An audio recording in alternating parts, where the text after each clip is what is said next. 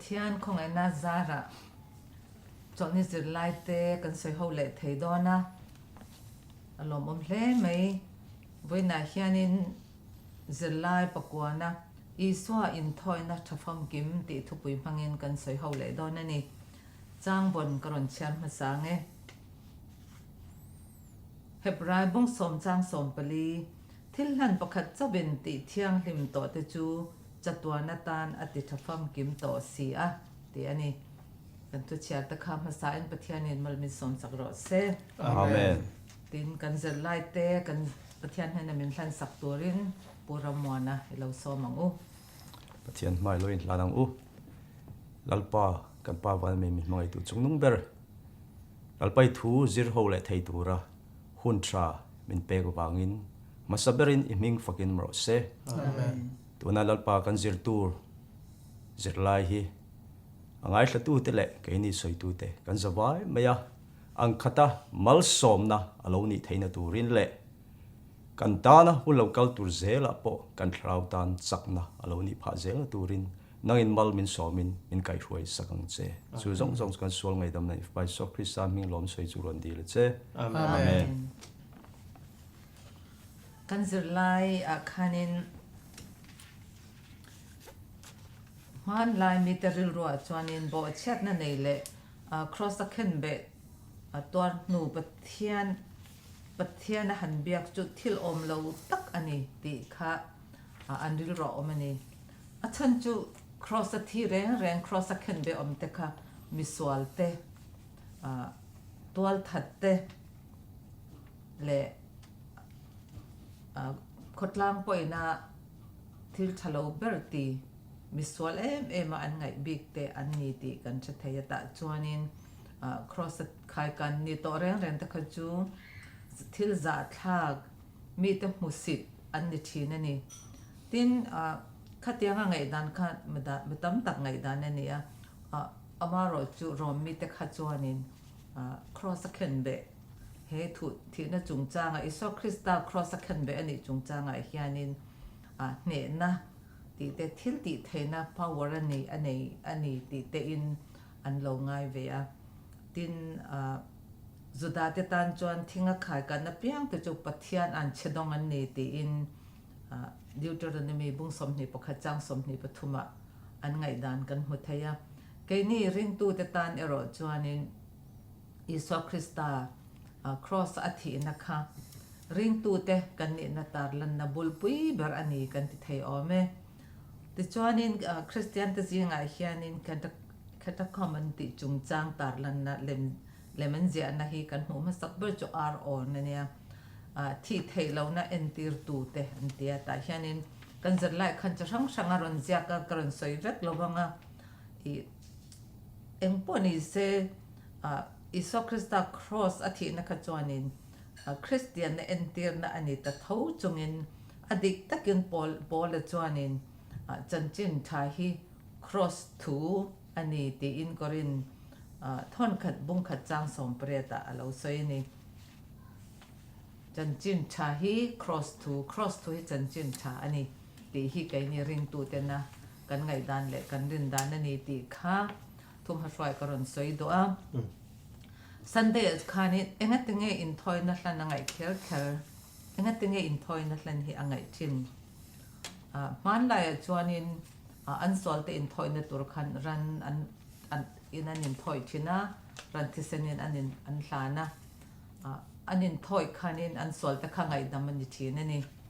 hebrai bung kwa chang som pangai hianin in thoi na ta na iswa thi na kha thutlung masa hnuaya bo chiat na te tlan na tur ani ti le pathian mi ten chatuan ro lo tur thutiam chu an chan thei nan ani ti na lo soi ni chini ani chu iso krista kan ta na thi na kha thutlung masa hnuaya bo chiat te tlan na ania panina chuanin ring tu te tan chatua na kan ro lo tur kan chan thei na tur tan ani poimo hlai ni taro ring tu te tan chuanin ta chuanin man lai chuanin mi pahni emo nam ni emo inkara thutlung an lo siam khan an thutlung an ngai poimo ema ta chuanin an thutlung kha an hlen theina turin รันเตตลินอันเราเตรียมชีนนี่แต่จวนนี้ไบเบิลกันหูจูอับราฮัมเนี่ยนะทุดลุงประเทศเนี่ยนะเสียมขานินรันเตค่ะอันอัตตละรันนั้นตัลขานินนี่ดังอังไม่เราขานินรันเตค่ะอะไรอัพเฮลเวกะแต่จวนนี้ไอ้เอฟตอนนี้นะดาแต่จวนสวัสดิ์เราเขาจะเฮลแล้ววันนี้แต่ขานินขมิการะขานินนั้นกัลทินขมิการันกัลอินเทอร์เน็ตจูกันทุดลุงให้กันบอดเชียจวนนี้ตัวนั้นให้รันกันเพลังเห็นกันจุงเองเราเข่งเวรเสตีอันเตรียมนังอันนี้ตาอามารจูปะเทียนอับราฮัมเนี่ยนะทัวเข่งขานินอะไรกัลลังตัวขัดตรงเอติจวนอิสวากันปะเทียนนี่ติกันหัวนี่ตาขานินเองอับราฮัมขานินปะเทียนเห็นทุดลุงให้อัลเลนเงยโดนนี่ติอาเซียเทนตัวรินอัลลันอับมูตีรนี่ติกันจะไล่ขันนรุนสอยปอยหมดเลยอินกระเสียให้ปอยกันติจวนนี้ปะเทียนอิสราเอลท่านเนี่ยนะทัวร์หลุนขานินรำเตรียมจูอันเราจันตานอัปเปะมอมขตาขานินทุเปกตะเลไม่จำจงอาทิเซนเทปขาเตลบกาจุดยังอาทิเซนเทจวนทุดลุงบ่เชตูดินหุ่นอมดันตัวเอ็นติรโลกาจูบังจวนเฮบรายจวนเอ็นติงเอลาสอยทิเซนชอลวินสวลเตไงดำนเรงเอาอมเลาตีอินเฮบรายบุงกว่าจังสมนิปเนียเราเสียบกันนินอิสราเอลตะขันินทุดลุงขันบ่เชิดขันปะเทียนินนัเมนเราอตัวระอติลัดไม่เนตาเฮียนทุดลุงจวนอบ่เชตูเตทีนะอังเงียตมาเซปะเทียนินอันมีเตขับมาไงบ็อกซี่จูบังจวนนินอันมีเตบ่เชตูเตเสมนะอันตอร์ลมนตูรินอัฟปามาในจวนอิสวาคริสตาค่ะอารอนเปตาอันนี้ติค่ะอันสวลเตนไว้บ่นาตันติค่ะกันหัวไบเบิลกันหัวบกะตีนปะเทียนฝไปอรอจวนินไอโอตู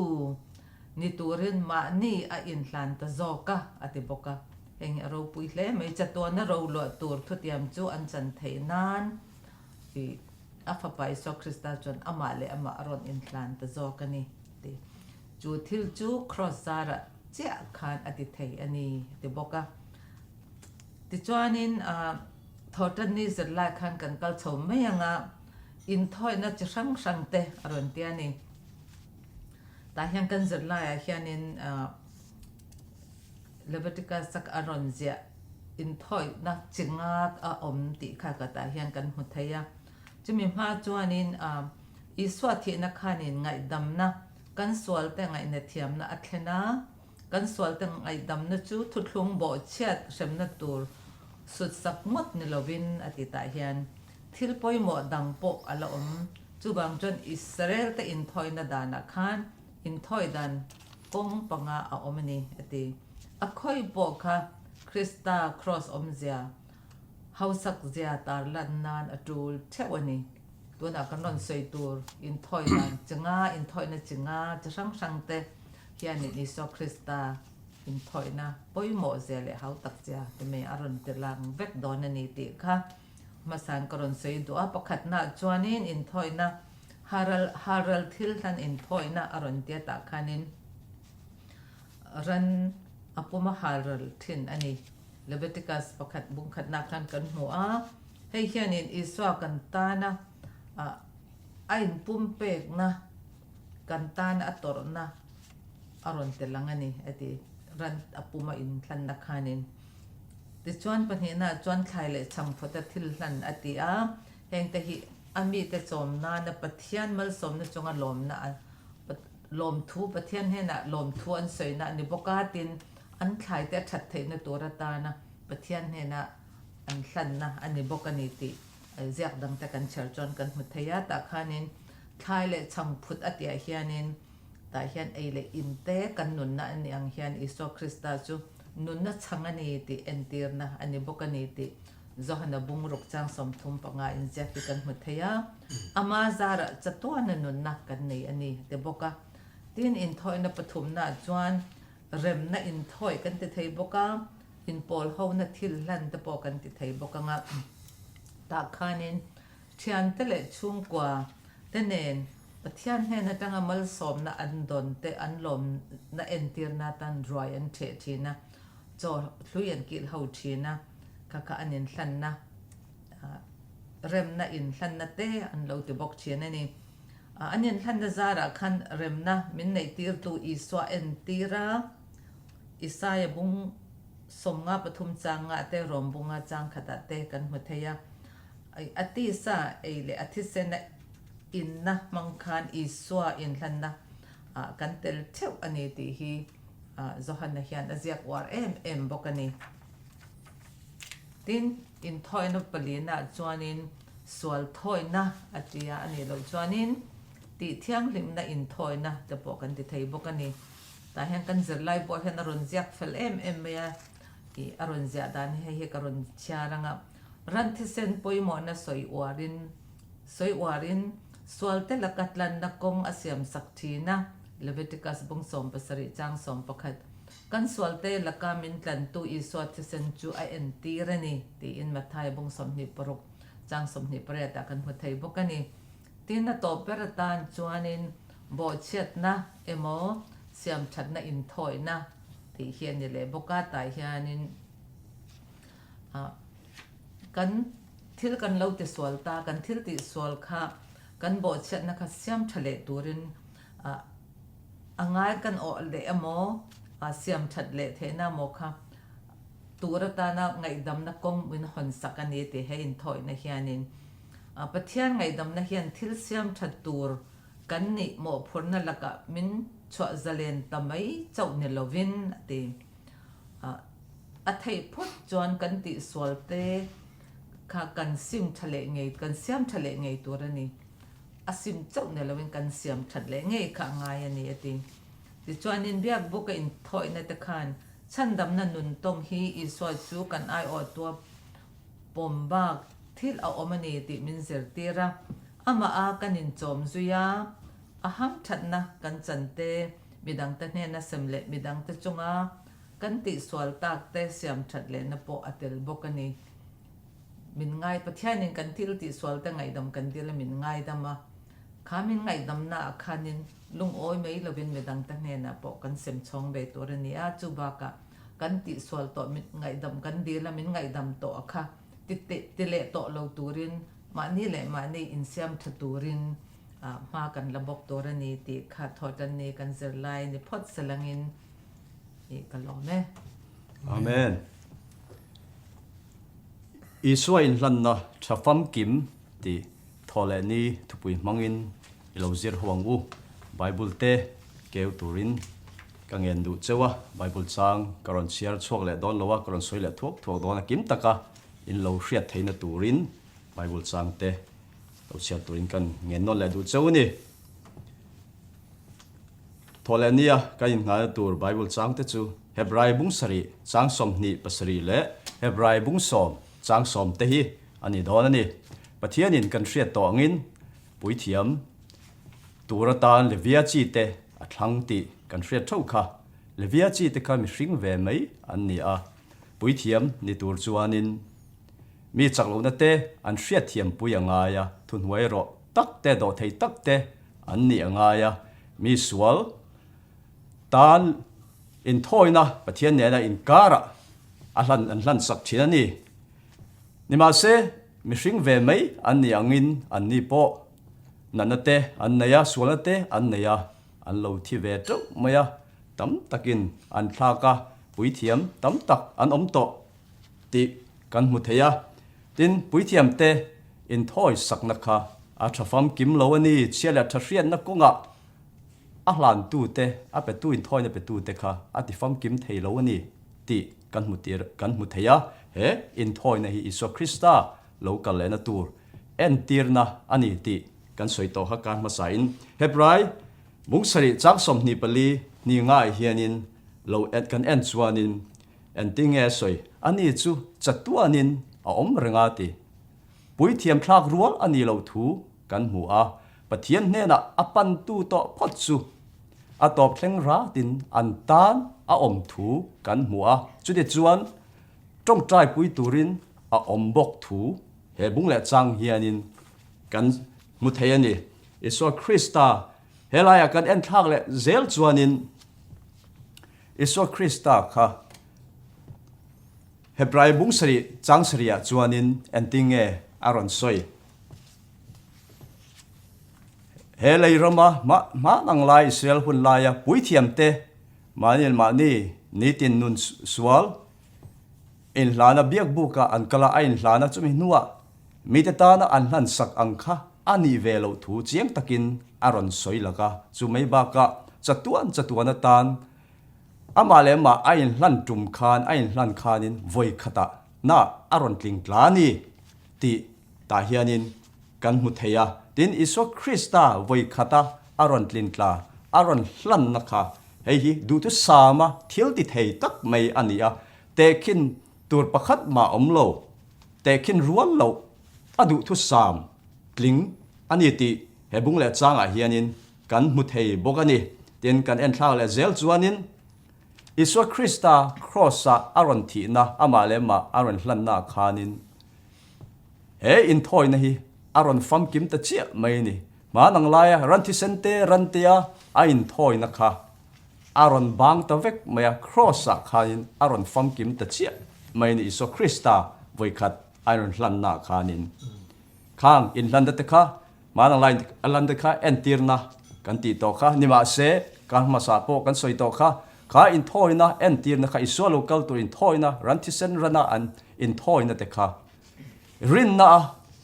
in thoi ani wangin pom sak sual ngai dam sak ani thoni ti kha kan hriat angai boka tin Hebrai bung som chang soba pon aron zia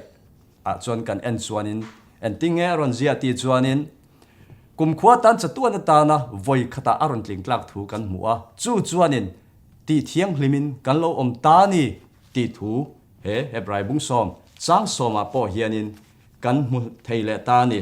chumi zara chuan Iso Krista voi khata ain hlan aron ting tla zara chuanin puithiam ngai to loin keimani le keimani kan lo in puithiam ve theita chi ani Iso Krista ma kalin kan sualte ngai damin kan lo in puithiam ve a Iso Krista pathian chu dairekin kan dor theita ni ti chiang takin aron lang le bokani tin helaya kan en thang le ze chuanin Iso Krista cross kha clearing turin mindua clear mai ni lowin nun pui turin mindu ni Iso Krista shwaina zui zel turin Iso Krista khan kha cross khanin min so mani tin Hebrai bungkwa chang som ni panga hian entinge aron soi ti chon Hebrai bungkwa chang som ni panga chuan pui thiam lalber kum tina biakbu mun thiang lima mani thi sen lo lut chin angin ani chu alut vengai heklo ani ti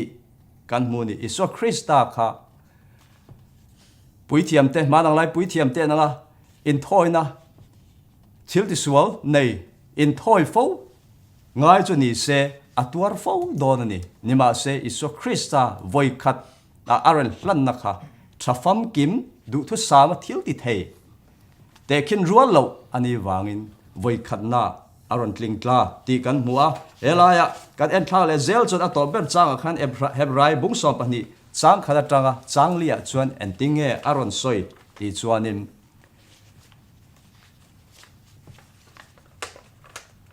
karon chiat chol wa Bible chang tikha milo en sak turin ka dua he Bible chang hi lar tak mai ani a malama lo om tur in tlan siak na chu cleara tlan zel turin min du ani min du thu min ko muwa tin a hnuai lama kan en thak le zel chuanin Iso Krista kha mual pho po huamin crossa anun ahlan thu kan mule a kan en thak le zel chuanin thisen chuak khopo kan la tor lo thu kan mule the ni chuwang chuanin kan zawai mai hianin kan malampang thlir chungin in tlan siak na lo om tura chuan tlan zel turin he khovel so na te thlem na te hi do zawa Iso Krista chu en reng chungin en tu ni loin thlerengin across kha kan ta torna satzia min hlan zia rengin malam pan zel turin he Bible chang hian min du a tina top na tan Hebrai bung som thum chang som pani som pathuma chuan en ting en ti Iso Krista anti du da na te ka phur chungin ama chupon lama ipanang uti he leiram hi heram hi kan ramani lo thu le malam kholo lo om tur clear kan ni thu he bung le chang hian aron zia kan ni chu wangin kholo lo om tur clear kan ni wangin Iso Krista cross tor na kha rengin inun puin kan sualte kan sual kai kan taksa kan sual kai te ipai thavekila ama ipanin ivuan tladang u ti kha kain som du ni kalome amen nilai ni cross le ngai dam na manchu tini dona hebrai bungkwa chang somni pahnia tanga somni parukha ilo chiar donia soi masa te po khanin athen chu aron soi lang to cross le ngai dam naman tun ko tara kan zirlai hi hebrai bu kan tiang khanin athu in phum thatak tak mai karon soi fo hin lo kan bai se ya ta hianin biak buk tlen fai thu kha kan hua ne khalaya hebrai zia kan en chuan biak buk ti thiang lim angai thu hi kan han hriat phatatanga kan ril rungai to na suang to na lo chuak ngal chu enge ti chuanin thu thlung hlui hun lai biak buk chung chang kha ani ari roma biak buk chu kan hriat theu angen pathian sarkar entirna le pathian an mi ta sualna achin fel sakna mun kan tiang chumo danin adan manga a sarkar fel taka mi te angai damna te ti chuanin arorel na mun te po kan ti theyanga pathian chu mi te rorel sak tu ani a dik takin rorela sual nei lo thiam chantir le bo che tu thiam lo chantir kha kha athil ti le beisai kan tiang chu ta hianin engwange biak buk chu tlen fai ani zirlai hianaron soi tha em maya lei biak buk an pui lei biak buk kha chu a an pui lek ani van biak buk an pui ani ti kha kan thu thewa pathianin a siam tir khan eng kimaron thrila pathianin misualte angai damin rorel tu ni mo phurna chu achanga pathian nung chang le in opna en tir tu biak buk chu ti bol hlo anita hei hian pathianin kan sual te phura min ngai dam chan chu a soi fia atene khamia khan aba then fai ngai kan te khan aba lampang a soi tumna anilaba tuna ka chiaran khan kan thathiam main karenga pathianin kan sual te a phura leibiak buk rong bol na kan han en le lokanga ta kharin leibiak buk rong bol na kan han en chuanin Israel fa te khanin soi tu ma sa te khanin in thoina chi sang sang ron soi tewa kha kha chip che takin ka ron soi to lawanga ta hianin an sual ngai dam dil nan khanin ran aron kenga ti chon pui thiam in kha kha kenga ti chuanin mai cham kia achula ti chuan temple pindan pani te dang tu thiang lim mun thiang lim le thiang lim ber dan na bang puan zara khanin a the thina ni chu chuan om zia chu khapa sual na kha biak buga an keng lut tina ni chu tak chu tona biak buk then fai kan tia po kha abal le atop lam ni lovin kan sual zong zong Isu Krista chon aphur ta vekani ti chuan kha sual zong zong kha pathiana min han ngai dam le na kha khan enge asoi tum taksaruam am che a vathen fai chiam le in chung kan phiat fai lam angkha kok lovin tharau lam kok ani ti kha kan zir chua apoi mo em maya heta hianin zirlai kan mu le thei pakhat chu pathian mangai na cross le ngai dam na man kan ti chon man ti kha chon phu ta nei ni thil re re helai hianin pathian min mangai zia isu Krista crossa aron torna athawa ni thumnia ti chuanin tuna kantan min soi pui tu pui thiam na thok mek ta pathian mangai na he chan dam na hi amai mai lo zia thuthlung lui hun lai a kha chon kan monga in thoi na chi sang sang kha an mang thi na ni khang zong zong step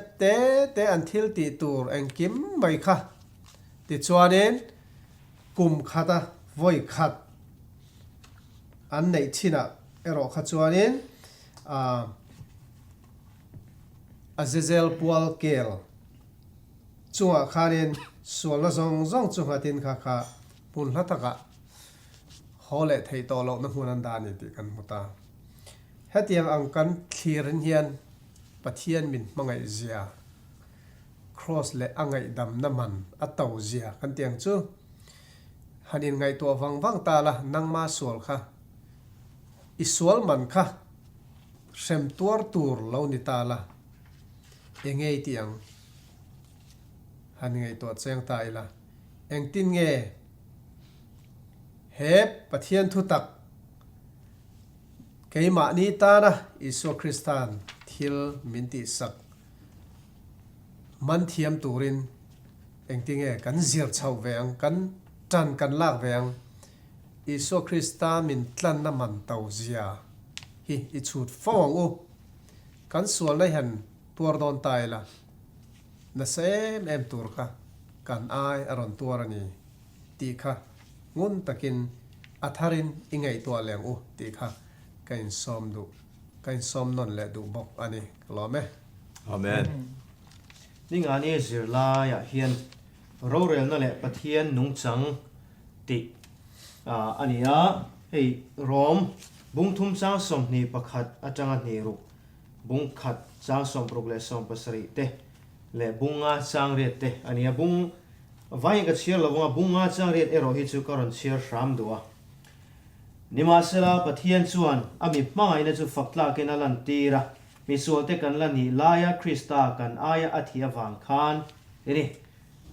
Bible chang hi avan moi ve o kati kamami te khanin aya in thoi na chung chang te le fakla ka in hlan chung chang te in hlan na a fel fai thajia le rin tla ka ni zia te anung chang moi zia te kan tiang chu an ron soi na sa to a helai hian thil chin hi soi du Zirlai hian min zir tir du aneya pakhat na chuan ai hlan na tho kha ani ai hlan na khan fakla rin om takin ai hlan ani ti thu te kan muwa tin chu ai hlan na chuan kan sual min ngai dam na hi ati thiang ani kan tiang chu ti theya a hlang kai ani kan tiang min ngai dam the ni ai hlan na khan achan chu sual reng tilova fam kim pa thu ang zelakal ani wang khan fam kim takin voile khata athisenin min tlan ani ti te kan soi to a chu chuanin kan soi ta ang khan min ngai dam na min nei tir theini chumi chau chu ni lova tuna hian apani na van biak bu ka ngo soi pui tu na min tho sakani pa ma a ain hlan na thiang lim taka ain hlan na khan ke ni mi sual po kha pa ne na min khen sak theya chu chuan thiang lim na chu min pe ve the ni ti kha kan Zirlai na min zir chua tir tum pakhat lo ni se tina pani na chuan van biak bu ka ro min rel sak na hi apoi mo em maya ro min rel sak ti hianin Bible thua kan mu chuan pathian mi te ne na tang tu te ni pathian mi te ne na tang a tran ani wangin hei hian pathian Isu Krista na ring tu te ama ring tu te chan dam te kan tiang chu sual angai dam te kha an thin lunga pathian na tho lo lan na te le tharau thiang lim an pom na zong zong nun record book ha he khovel chaw ni lo khovel pia lama mi te tan hei hi apoi mo em ani vantir ko mi te tan po apoi mo em ani ti kha zirlai min zirtir boka chu chuanin pathian hi chandam tu ani atlak ziate ain hlan na pom tlak ani ziate ka khamin an manin an mu ve theidon bok ani keini chuan Isu Krista awangin chandam kan ni na khan chiang takin mu chian na kan nei do na ma se khovel dangami ve te thung khan le vantir ko ten chian na tak nei tur chon heng kan nun Isu Krista wang thak dang lam kan ni zia te kha an sharein an mu ve theidon bok ani ai poi mo em mai ni tin helai hian in zol in ti hian alo zia ka testimony volume pangana akhana sei de ule kamin lo thrathiam don nia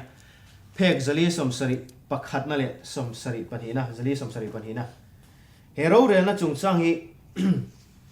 hetianga pu na hi mi hringin ama main ama chon theilo sual kaisil fen in belin abo chiana puanga pathian ma adinga ma se kan ukil isuan sim na le rin na ne na annun ama ne na kol tir tu zong zong tetana dingin adil saka teni antana dil sakin an mani hek tu chu calvary te fung mangin achang tha hek tu setana hek na kha calvary a ain hlanna mangkhanin achang tha zel mai ni du tu sak ang taka pathian dan zomin cross a thi khop hialin thua oya ti chuan leile wana thu nei na zong zong chu a hne na pek ni in bo che tu tan apa zangai na le in rem na chu adil saka sual din huna ding kan ni ti hrachiang tur kan ni lain kan fel na le ti thiang him le tlan kan ni na turin Krista fel na chu rin chan reng tho tur kan ni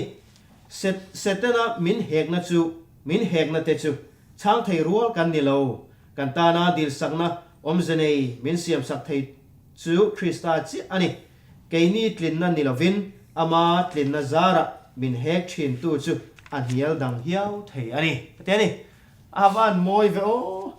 Isu Krista in hlan na hian eng kim ati thei ni ti hi voin zirlai hian min hriat chian non tir le adu em ani ti zong kha kan zir ninga ni kan zir thei ni se ka lo me Amen. alom omhle mai te khan Isu in thoi na thafam kim til zirlai chu kan ron sei det to a ti hian han khai khom don ta ila Isu in thoi na khat thoi in thoi na chang chang te kan ron sei ta enga tenge thafam kim ani in the big pakhat na chuanin Isu in thoi na kha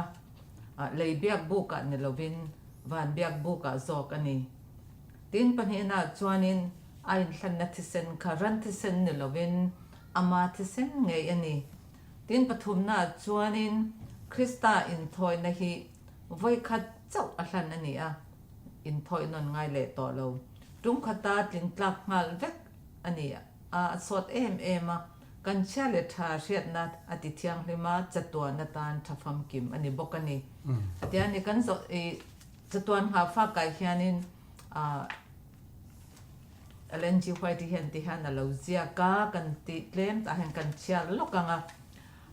pathian khongai na ro pui mangai na wanga tlan na thuru khi van tir ko te pon bi an chak em top lova chatwa na an zir turani Krista cross it tantele swala tu velo te zong thu le hla ala ni dona Isu mela ro pui na exam chok chu mangai na wanga ain hlan zo vek na ro pui zia tilang tu ani ti chiang taka mo ala ni bok don ani Calvary atanga engin atar lan chu mangai na wanga mani in phat na nun ani a chu leile wana mi te nun dan turani karon char vek lo me kami thleng khanin Calvary atanga eng lo chok nun na leile van mi te nun dan turate lei ke ni te poina kan nun ve dan turani chunga chang kan hriat thiam dan tur chuanin in ngai tlom na nun te thun hoi ro na nun te mangai na nun te mà ni in mang ai midang ta kan mang ai ve theina pathian thu kan set te midang ta hena sil chon ve le nun te po kan te theng rong bol na te po kan te theng chu khang song kha kan nun chwa ve tur ani ni chana kan non soi tak ang khanin in hlan na chi rang zinga iso krista kan ta na in hlan na cross a thi na hi chu atha fam kim atha berani thil dang song ain atha ani ti kha kan zoran zir chwa thei ni se kalome Amen. ti chuan I kar le a hian zirlai somna kan zir ho le dona I swan puan zar pan na kong a hong ti ani don ani angai nom le don hle maya ta chuanin tong tai na nen kim tak le chat tak ka min ron tel pui min long ai thak pui le turin le kai ni asoi ho asoi tu te po hi pathian he na tong tai na nen tharau thang nim pol na nen na kan sei chwa be the nge nan min lo tong tai sak bok don nia min lo thil sak chena bangin in vai chonga kan lo me Amen. Amen.